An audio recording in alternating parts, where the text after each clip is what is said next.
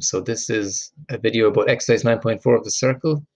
One of the new words you might meet here is a word called the locus. So for example, a point P is 2 centimeters from the origin.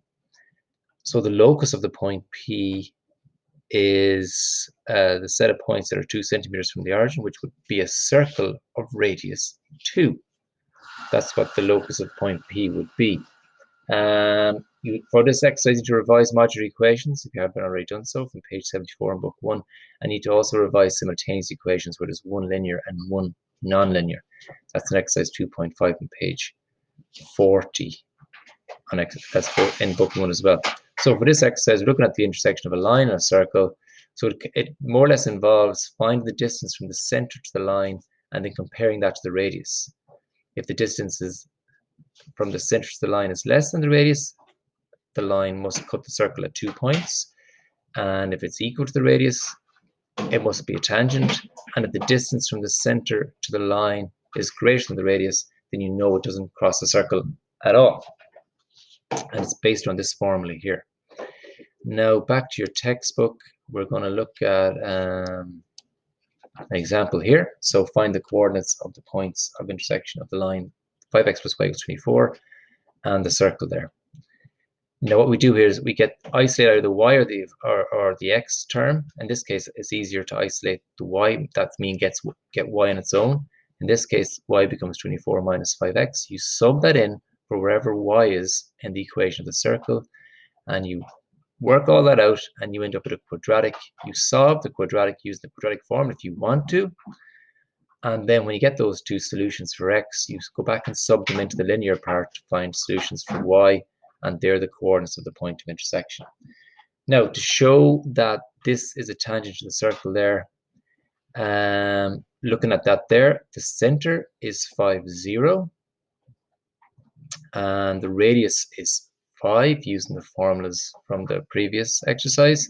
And then we get the distance from the center to the line, and that also turns out to be 5. So therefore the line must be a tangent to the circle. That's the perpendicular distance.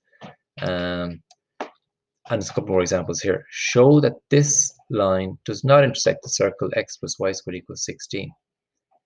Now again, I think the simplest thing to do here would be the radius is 4. Method 2 here I think you would definitely go for. And then go and find the distance from the center to that line, which turns out to be approximately 4.95. So therefore, that line does not intersect the circle because the perpendicular distance from the center to that line is greater than the radius. And the same here again. Find the center, find the radius, find the distance from the center to the line, and again, it's greater than the radius, so therefore it doesn't intersect. So I think that's nice enough stuff. A bit long-winded maybe, but it's nice enough exercise. Come on, book, don't let me down. Okay, so then we're on to this locus business here.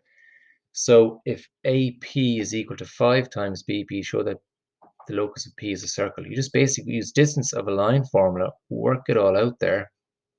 There's a bit of a misprint there, and work out. It ends up being a circle, so therefore the locus of P is a circle. Now, very quickly before we run out of time here, I'm going to go back to one of the trickier questions, maybe. So from the exercise, so question 12. Show that the x-axis is a tangent to S. You work out the center, it's 2, 3. The radius is 3. So therefore, the center is 3 units up from the x-axis. The radius is 3, so therefore the x-axis must be a tangent. Show that AB is a diameter of S. Well, those A, B, and the center C are all on the line y equals 3, and the length of AC equals 3 and BC equals 3. Therefore, AB must be a diameter. And then this is very similar to the example part 3 here. You work out the length of AP, you work out the length of BP, and then where P is XY, and you let those two equations equal to each other, and you keep on going down along there, and you end up with the equation of a circle eventually. And then the very last part is prove that T does not intersect the x-axis. So I'm going to run out of time here, but just to part 4 there, let you read through it yourselves there, and then draw a sketch at the end. Hopefully you'll be able to work that out. Okay, sorry about the abrupt ending there. I've only got 5 minutes.